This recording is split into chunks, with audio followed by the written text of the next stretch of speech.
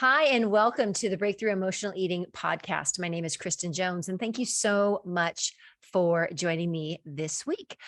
This week, there's something that I've been noticing, and I notice, and all of my any podcast topic, anything that we talk about on the podcast is always a reflection of what is happening in the breakthrough emotional eating community. So if you're listening to this on the podcast and you're thinking, I don't know what this community is, what is this that she speaks of?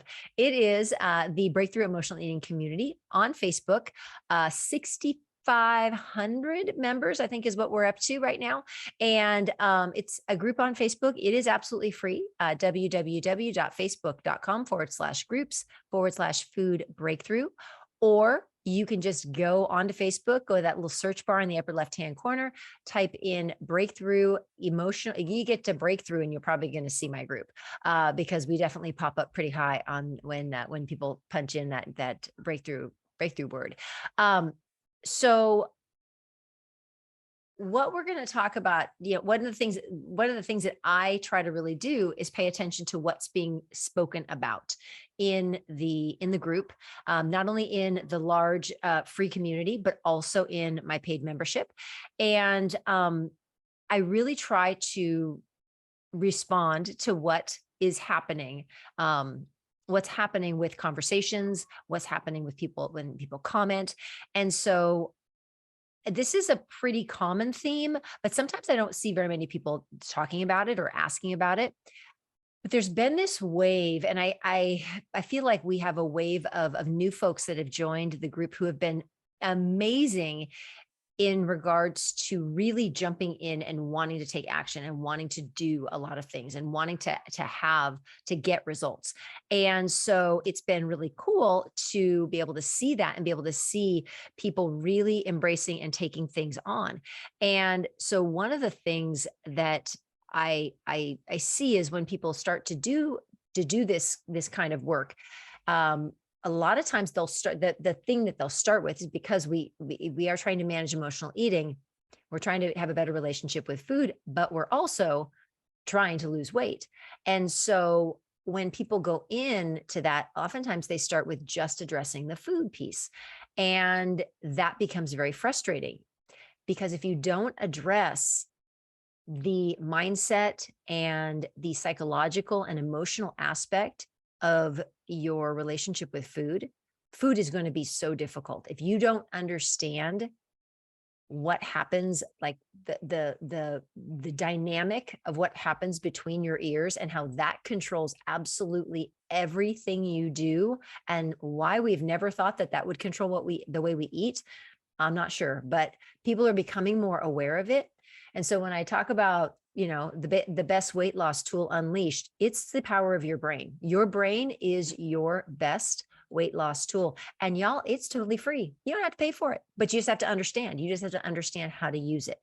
And so I'm going to give you some very, very specific things that you can start doing, that you can start looking at, and not even looking at, but just like things you can start saying to yourself, things that when things are kind of going off the rails, what do you need to say to yourself in those moments to get yourself to, like, I always think about, I'm going to age myself, but I always think about the movie Moonstruck with Nicolas Cage and Cher, and when she, slaps him and says, snap out of it. And that's kind of what you have to do with yourself and with your brain, is you kind of have to have that pattern interrupt where you just kind of stop yourself. And it's like, wait, I gotta think about what I'm doing here. I don't just want to be on autopilot. And so that's what I'm going to talk about today. And I'm going to give you some pretty practical things to pay attention to, as well as to look at as you're moving through your day, as things are happening. How can you harness the power of your brain and not just let it just kind of do its thing? No, because if it does its thing, you're going to keep doing the same thing you've been doing over and over and over. And that's snacking. That's eating too much. That's, eating when you're not hungry, eating late at night, eating between meals, all the things. And that's what we really want to try and change. We want to try to change those behaviors, but we have to change the thoughts and the beliefs before we change the behaviors, because just changing behaviors is only temporary. We have to do that work. We have to do that other work first. So just a little review of the brain and how the brain works. we have lots of parts of our brains, but the two that we're going to talk about today is the primal brain and the prefrontal cortex. And they're the two main parts of your brain. Your primal brain, sometimes it's called the original brain, sometimes it's called the lizard brain, sometimes it's called the reptilian brain, the lower brain. It is the one you're born with. So it's the one that you had when you were 2, and it still kind of does the same stuff that you did when you were 2. And so it is all about instant gratification. It's all about wanting what it wants when it wants, immediately in that moment. It also, though, is responsible for fight or flight. So when when you need protection, when you need things to, you're in a dangerous situation, it's going to mobilize, it's going to become active, and it's going to protect you in situations where you need protection. Unfortunately, sometimes it also wants to prevent any changes from happening because it signifies change as being dangerous. The brain always wants things to stay exactly the same. And that necessarily, when it comes to changing habits and changing lifestyles and then changing your identity and becoming a different person, your brain doesn't really want that. It wants you to stay exactly the way you are, even if that's putting your health at risk. So we have to kind of push up against that, and we have to kind of challenge that. So that's the one part of your brain. That's the primal brain. Then we have our prefrontal cortex. Our prefrontal cortex is what you developed. You've been developing that since you were maybe 7, 8, 9 years old. That's when you probably got to 5th or 6th grade. I taught middle school. And so you would start seeing kids having issues with multitasking, doing more than one thing at one time, being able to keep different responsibilities straight in different aspects of their lives. Some kids could do it really, really well, but kids who had learning disabilities, I worked with students with learning disabilities. That was what I did for a majority of my career. And so those, you could start to see 8, 9, 10, 11, they get to middle school, and you can see that there's some issues with that. When their prefrontal cortex is not developed, they can't make those long-term decisions. Most people can. And so that's the part of your brain that wants the long-term planning. It can do more than one thing at one time. It can delay gratification. That's one thing that the primal brain doesn't. You talk to a 2-year-old, it wants what it wants when it wants. My niece and nephew, they want Cheetos. And when they want Cheetos, they want Cheetos right now. And they will whine and whine and whine. And that's going to be relevant later in this conversation. So remind me of the Cheetos comment, because it will come back. So we have these two parts of our brain, and it seems like from the outside, it's like, oh God, if we could just get rid of the primal brain. We don't want to get rid of any part of our brain. We don't want to diminish any part of our brain. But what we do want is we do want a more even playing field. We want to be working from either the primal brain or the prefrontal cortex about 50-50, about half of the time. So it's evenly distributed how often you're thinking from those different parts of your brain. Unfortunately, because that primal brain wants that instant gratification, it wants to make you happy all the time. It's like the fun part of your brain. It's like the teenager, and the primal brain, or the prefrontal cortex, is like the parent. And so they kind of, they're kind of going back and forth, who's going to be more dominant. That'll be relevant as well a little bit later on.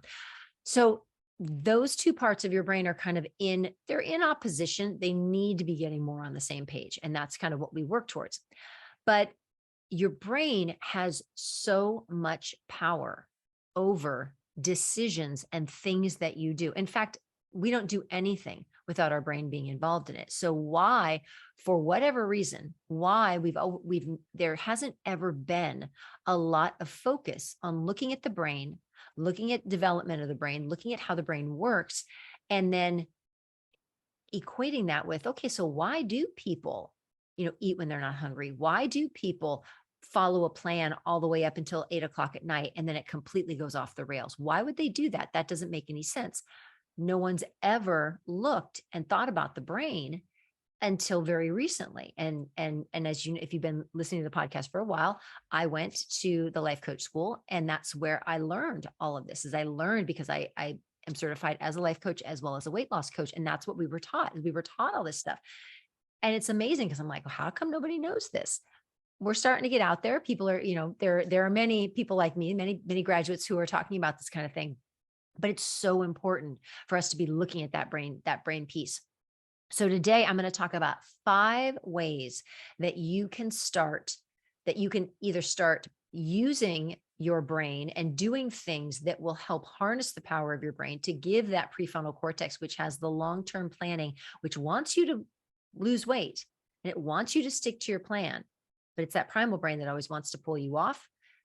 We're going to talk about what these are all 5 very practical things that you can do starting like as soon as this call's over, as soon as you're done listening to this podcast, or you're in my group and you're live in the comments and you're done, you can start doing these things right away. Right away. I said 5. Oh no, it is going to be 5. I thought maybe I forgot one. Okay. First thing you can start doing is you can start planning your meals ahead of time. Planning your meals and tracking your meals are 2 totally different things, and they do 2 very different things in your brain. They're 2 completely different activities in your brain. Planning your meals ahead of time, making decisions ahead of time, tells your brain and gives it direction and tells it exactly what it's supposed to be doing. Because if you don't give your brain direction, your brain is going to do exactly what it wants. And what it wants is the pan of brownies that are sitting in your kitchen, or the M&Ms that are at work, or the candy jar, or walking by the deli, the bakery that smells so good. We have to start positioning ourselves and telling our brain exactly what we're going to do throughout the day when it comes to our food. And so planning your meals, writing down, committing to, and writing down exactly what you want ahead of time starts to give that power back to your prefrontal cortex, because it decides, okay, and I'm not saying I don't want you to write down diet food. As you know, if you've been following me at all, if this is your first podcast, welcome. We don't diet here, just so you know that we do not diet, period, end of story. If you're going to write down what you're going to eat, you're going to eat what you like. You're going to write it down. You're going to follow it, and you're going to eat it. You're going to eat what you have written down. You can give yourself options. It's all well and good. If you're thinking, I don't understand that, join the group. I have a little handout for you. As soon as you join, you can get well-versed in this. But we have to be able, we start making those plans and we start following through on them. One, we're honoring our own integrity by doing what we say we're going to do, but we're also training our brain to, again, trust us, but it also gives our brain direction as to how our day is going to go. And then it doesn't have as much of a tendency to go off the rails and go in 50 different directions. So number 2 is doing that same thing, planning your day based upon how you want it to go. How do you want it to go? Now, that also can be related to food. You can plan, as you plan your meals, you can write them down. All it takes is a piece of paper and a pencil, nothing fancy. You don't have to have one of my planners. You just have to have a piece of paper and a pencil and write down, what am I going to eat breakfast, lunch, and dinner? And then number 2 is sit and think or write down, how am I going to act when I get to those meals? Am I going to act like a crazy person who hasn't eaten? And I'm like, oh my God, I have to eat. This is so crazy. I'm so hungry. Oh my gosh, I'm so excited to eat this. And then inhale your food. No, you're going to be appreciative of what you have. You're going to eat slowly.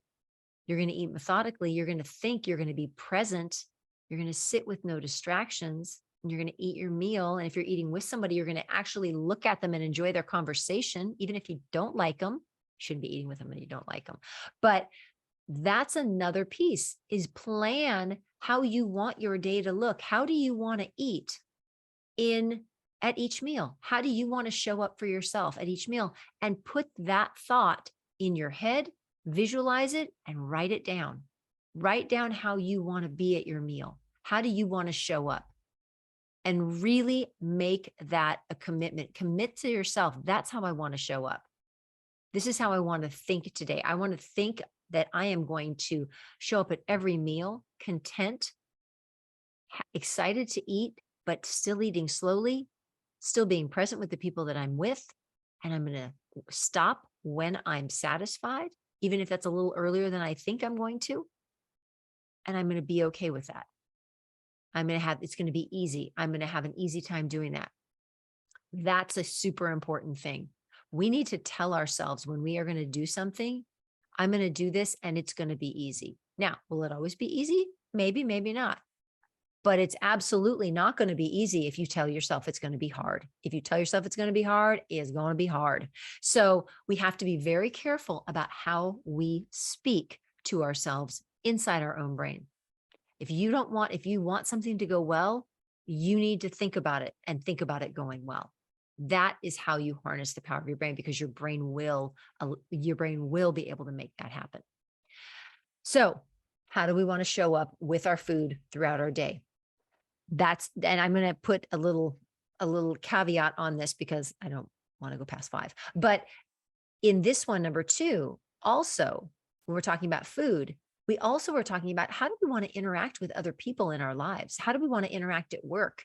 How do we want to interact with our boss, with our spouse, with our kids? Do we want to be kind and patient? Or do we want to think, oh my God, I've got 15,000 errands to do, and the kids have all these soccer games, and I'm going to be driving everywhere and it's going to suck. Yeah, if you think that way, it is going to suck. Don't think that way. Start thinking, okay, you know what? I have these kids, they have activities. This is awesome. They're making friends. They're getting exercise. I'm meeting people. Look at it as something you get to do as opposed to something that you have to do. That little shift will change your energy and it will change how your day moves. When we are feeling better about our lives and about the things that we're doing, and we are moving in a positive direction, I don't mean blowing smoke up your rear end, but I mean like genuinely like, hey, I'm really lucky to be able to do this. Like, you won't need to turn to food to make you happy because you'll already have happiness in your own life. When we don't feel good, we don't make good decisions. We look to soothe ourselves. And that is a major issue. So using your brain to recognize all the joy and the good things that you have in your life, and that everything you do during the day, you forecast how you want it to go. Don't go into it with a negative attitude. Go in and think, this is going to go well. Too many of us do not harness that power, and it is life-changing, life-changing. All right, number three, it's kind of on the same lines.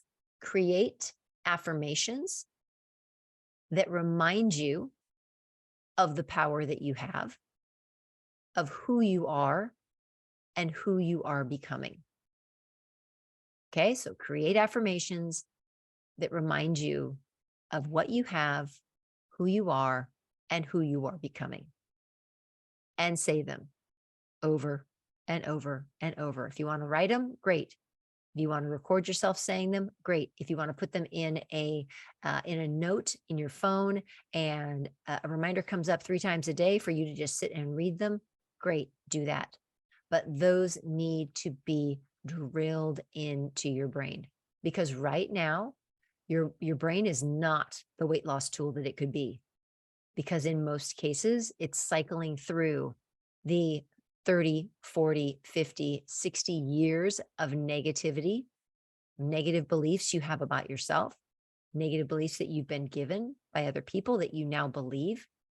And that's what really needs to change, is changing those well drilled in beliefs that we have that aren't serving us at all right now. So affirmations, affirmations, affirmations. Cannot say it enough times. Okay. That is super important, because again, it supports you. It supports what you're doing. It supports the progress that you're trying to make, and it's moving you in that direction forward. All right. Number 4, this is where it gets a little awkward and a little uncomfortable. And uncomfortable, we are good with uncomfortable. Uncomfortable is totally okay. It is time for myself. And I will tell you this, and I will say this honestly, because this is what I had to do with myself yesterday. For me, for you, for anyone listening, it is time for all of us to start to be an adult. I hate to tell you, but you don't get everything in your life. Everything is not going to go your way. You don't get to throw a temper tantrum and get your way. It just isn't how we work as adults. Life is 50-50. Sometimes it's going to be fabulous, and sometimes it is going to suck. And that is just the way it is. And the sooner we can all decide that we want to be an adult and we have a goal, and you know what? When your brain tells you, oh, it's okay, you can just eat extra, you say, no, I'm not doing that. That's ridiculous. No, not doing it. And get your fanny up and move away from whatever is, move away from the table. If somebody's trying to push food on you, or you're feeling like you need to eat more than no, the meal is over.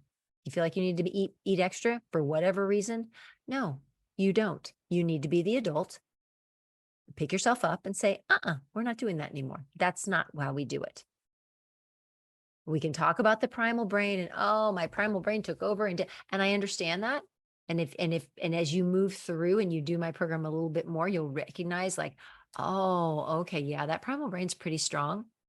You have to be stronger. You are the adult. You are an adult. You get to be strong. You get to make the choice. We were talking before I started to record, and one of the things that Gabriella taught, one of our 100 plus pound I don't want to say losers, person who's lost 100 pounds, she said, it's the power of we get to have a choice. We get to make a choice. And how powerful that statement is when you realize your brain can give you all sorts of suggestions, all sorts of things it wants you to eat, all sorts of things to make you feel better. And you get to say no. You get to say no. You get to be the adult because you are the adult. And we have to start taking that power on and realizing, okay, I can say no.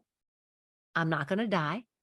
It might be uncomfortable. Oh yeah, it might be really uncomfortable. And that's okay, because we still can do it. We can still manage it.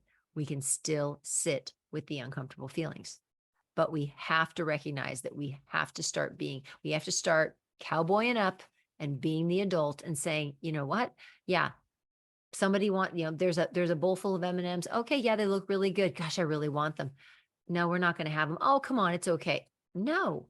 And we're leaving and we're walking away, because that's what I can do, because I'm in charge, because I'm the adult. Here's the thing. If any of you, and this, when you think about it in this way, this is where it totally changes. I have right now, currently, I have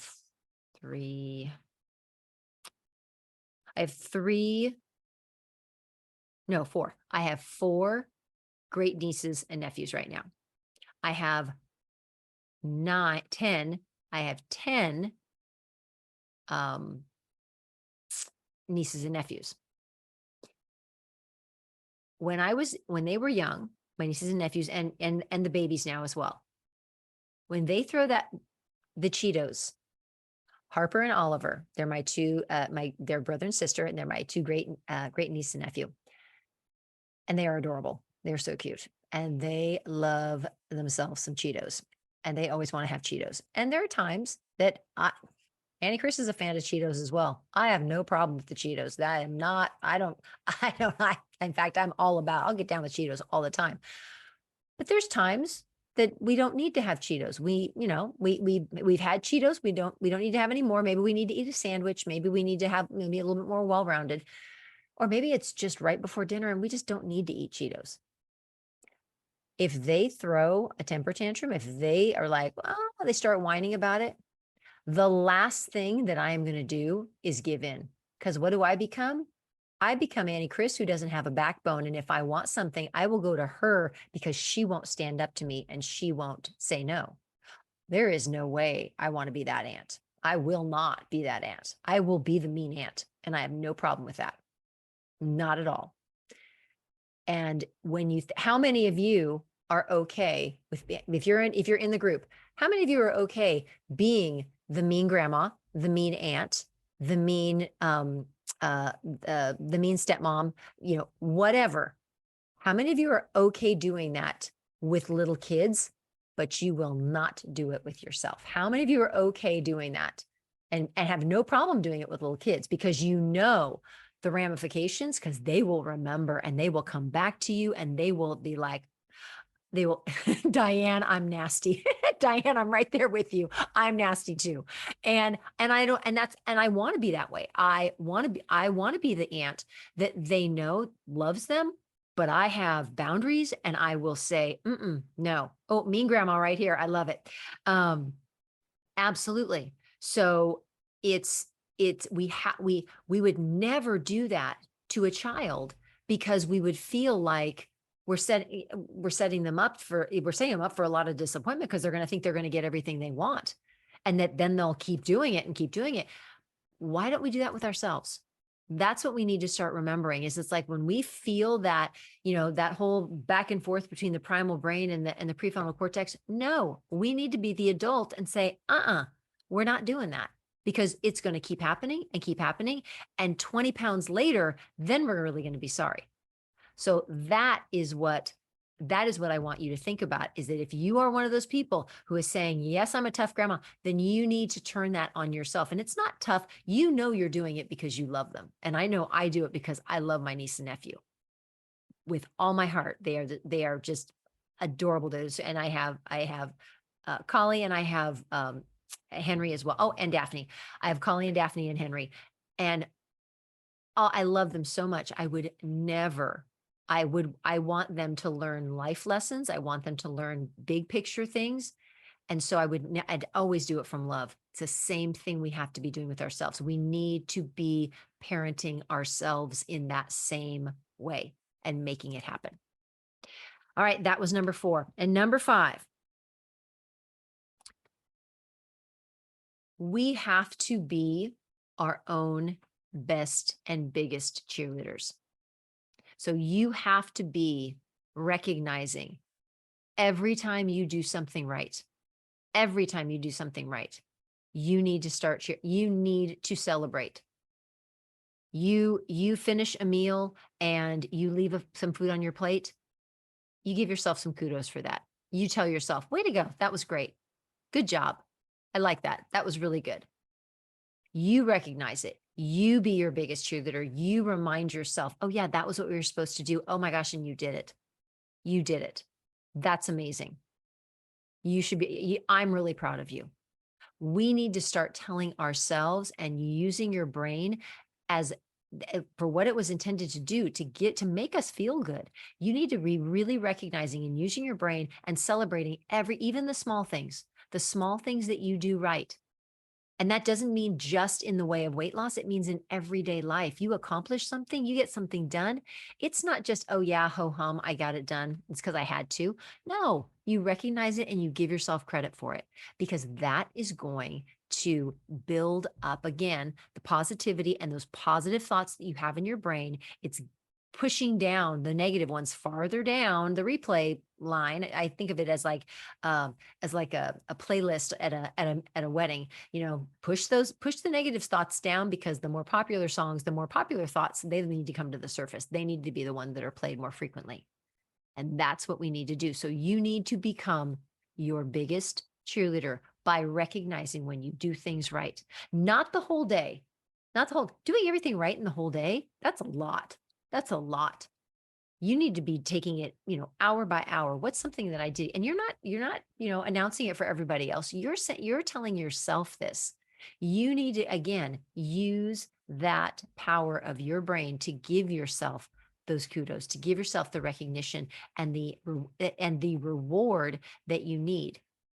Because oftentimes we're eating to feel that reward. We want that little hit of that feel good energy, that dopamine hit, that serotonin. We want that. We need to give it to ourselves by recognizing all the things that we're doing correctly, that we're doing well, And that will give us that little hit that we don't need to turn to food. Okay. So those are our 5. Those are the things that we really need to make sure that we can start doing them right away. Right away. You can start. These are all internal dialogue things that you can start doing, that you need to start remembering to do. So I'm going to review them one more time. The first one, planning ahead, making a plan ahead of time with your food and sticking to it. Secondly, deciding how your meals are going to go throughout the day and forecasting that in the morning, making the decision, thinking about it, either writing it out or thinking about it. Also, same applies with your work day, your relationships. How do you want to interact with people? All be very specific, think about it, visualize, or write it down. Third thing, create affirmations that you use both morning and night or throughout the day that allow you to remind yourself of the amazing person that you are, the amazing person that you're becoming, who you are and who you're becoming as well. Number 4, be an adult. Say no. You'd say no to your niece, nephew, or grandchild or kid. Say no to you. Say no to that primal brain. Say no and do it out of love, the love that you have for yourself.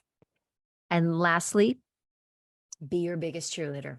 Celebrate everything. Celebrate the small stuff. Give yourself that boost, and you won't be turning to food and looking for it from outside sources. So what I got for you today, I hope that was helpful. I hope these are all things. I really try to be very, very practical in when I deliver a podcast. I really want it to be something where let's stop listening to this podcast and you're like, okay, what do I want to do now? Let's go ahead and do that. I can do that. That's amazing. Let's start doing that right now. So I hope that these are all things that you can incorporate, that you can start to move towards using on a daily basis, and that they will really help you be able to use the power of your brain and the power of your thoughts, and how that will help you move through when it comes to managing your emotional eating as well as losing weight. We have something super exciting coming in September. September 19th to the 23rd, we are going to have a 5-day challenge. So if this was intriguing, if this was interesting, and you heard this stuff about the brain, this is what the challenge is going to be about. It's going to be about the real secrets behind, the real things you need to do that's behind emotional eating, that's behind weight loss, the deep, the secret stuff that nobody ever talks about, the things you really need to be doing. That's what the challenge is going to be about. What are the things you really need to be doing to get your relationship with food to where you want it to be? So that is coming September 19th to the 23rd. You can't officially sign up at this point. There is a wait list per se. I will put the wait list link in the comments. So if you want to go ahead and sign up to get on the wait list so you can immediately find out when it's time for you to sign up, you absolutely can. It's going to be amazing. And I think it's going to be really, really kind of life-changing for people who, if you haven't heard this stuff, if you're thinking, gosh, this sounds really different, it is different. It is different, but yet it works. I know Leslie's on here. Leslie, I know you're in the comments. I know that for you, it was hearing the stuff about the brain that was really the thing that went, ooh, this is kind of different. I think this is something that I could then get on board with. And by the way, Leslie has lost 37 pounds in about 2.5 months in the membership. So yeah, she's amazing, and she is doing all the things, but it's this type of work. This is what's making the difference. So again, September 19th to 23rd, I will put the link in the comments, and you absolutely can sign up to be the first one to be notified when it's time to sign up and get all the good things that are going to come along with that. Okay. All right. If you are listening on the podcast, you kind of want to come join the group. Want to come join the group for sure. I'll put also put the link in the show notes as well. So again, if you get this before the 19th, jump on in. All right, everybody, have a fabulous rest of your afternoon. Whenever you're watching this, have a great rest of your week, a great day, and we'll see you next week. All right, take care.